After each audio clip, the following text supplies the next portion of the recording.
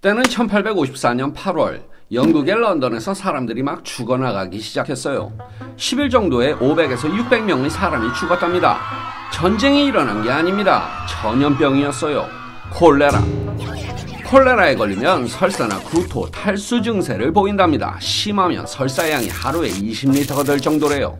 2리터짜리 생수병 10개 정도의 물을 몸에서 쏟아내는 겁니다. 치료하지 않으면 사망률이 50% 이상이었다네요.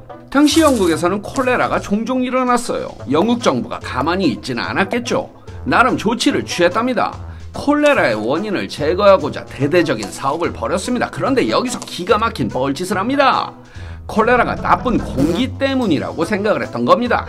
그때 당시가 산업혁명 직후라 거리나 강이 오염돼서 아주 지독한 냄새가 났는데, 냄새가 나는 곳엔 당연히 다양한 병원균들이 들끓었을 것이고 많은 병들을 유발시켰겠죠. 그러니까 사람들은 악취가 나는 곳에선 질병이 많이 발생하네, 악취가 나는 나쁜 공기가 질병의 원인이구나 라고 생각을 했던 겁니다.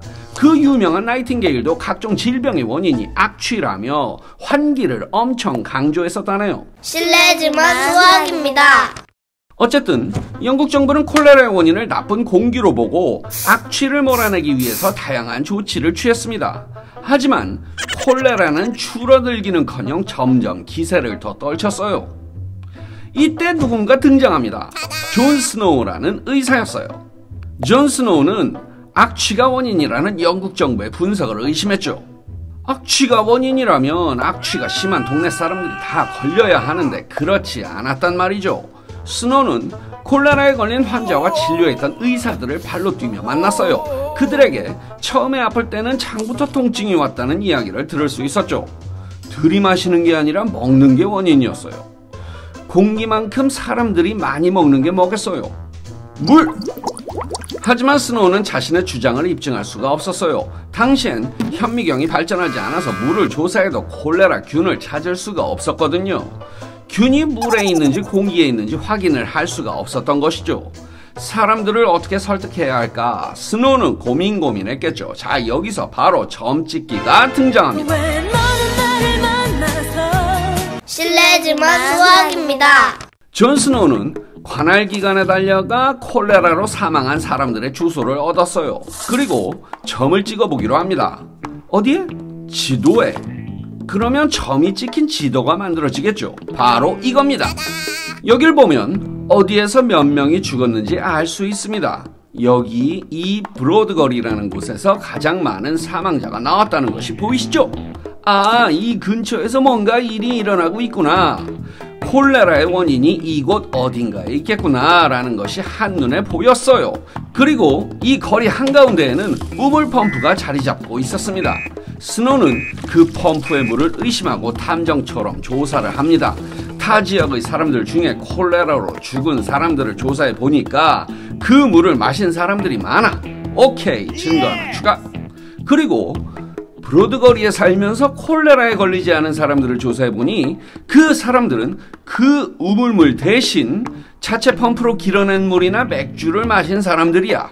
오케이, 증거 하나 더 추가. 스노우는 브로드가에 있는 펌프의 물이 원인이었다는 걸 확신했어요. 지역의 콜레라 대책회의에 참석해 조사 결과를 발표했습니다. 그러면서 브로드가의 펌프가 문제라며 사용하지 못하도록 손잡이를 제거해야 한다고 제안했습니다. 지역 당국은 반신반의했지만 딱히 어려운 일은 아니었기에 펌프의 손잡이를 제거했어요. 브로드가의 우물물을 못 마시게 한 거죠. 펌프를 사용하지 못하게 한 후 콜레라의 기세는 꺾였습니다. 실례지만 수학입니다. 자, 이제 영국 정부는 존 스노우의 주장을 받아들여 더 이상 콜레라가 발생하지 않도록 상하수도 관리를 철저히 했을까요? 아닙니다. 편견은 그렇게 쉽게 바뀌지 않습니다. 이제껏 공중보건의 권위자들이 콜레라의 원인을 악취로 지목해왔는데 의사 한 명이 다른 주장을 한다고 해서 들어주겠어요? 그들은 존 스노우의 지도를 보고도 우물의 나쁜 공기가 주변 사람들을 전염시켰을지 모른다고 주장했어요. 그렇다고 스노우가 물러설 사람은 아니었죠. 깡다구 있는 사람답게 더 강력한 수단을 고민했어요. 자신의 주장을 입증해줄 더 센 걸 찾는 거죠. 스노우는 런던에 있는 13개의 펌프를 중심으로 생활권을 나눈 지도를 그립니다.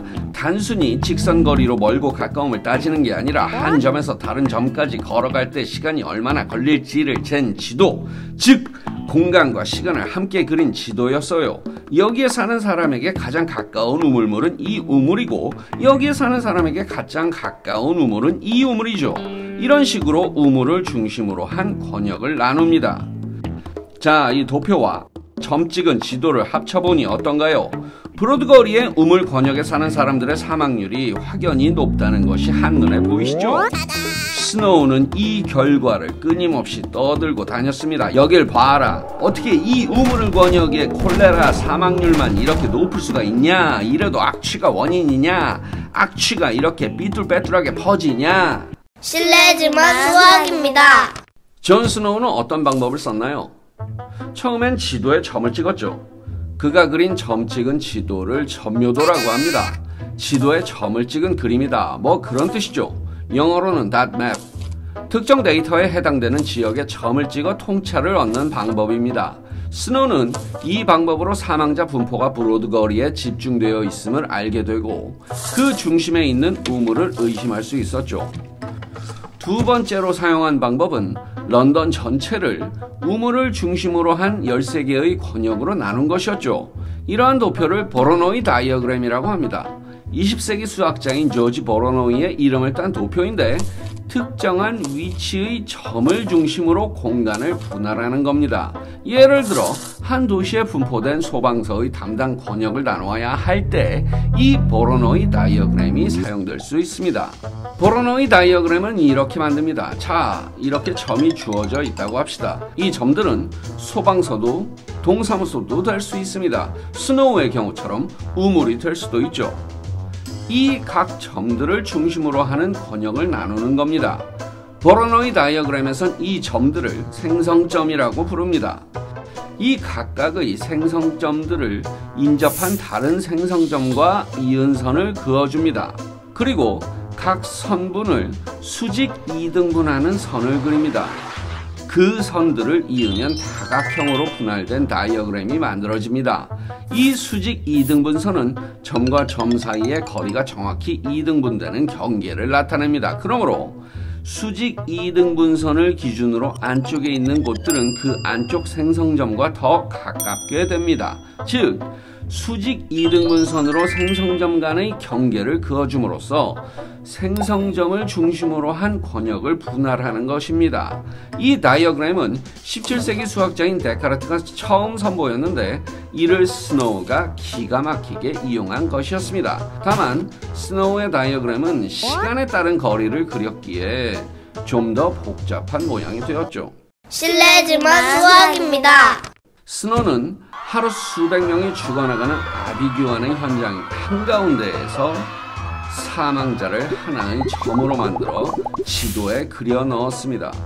어찌 보면 무섭도록 차갑고 냉철한 인간입니다. 하지만 이런 추상화가 바로 수학의 시작입니다. 그리고 그 추상 덕분에 더 이상 콜레라는 인류를 괴롭히지 못합니다.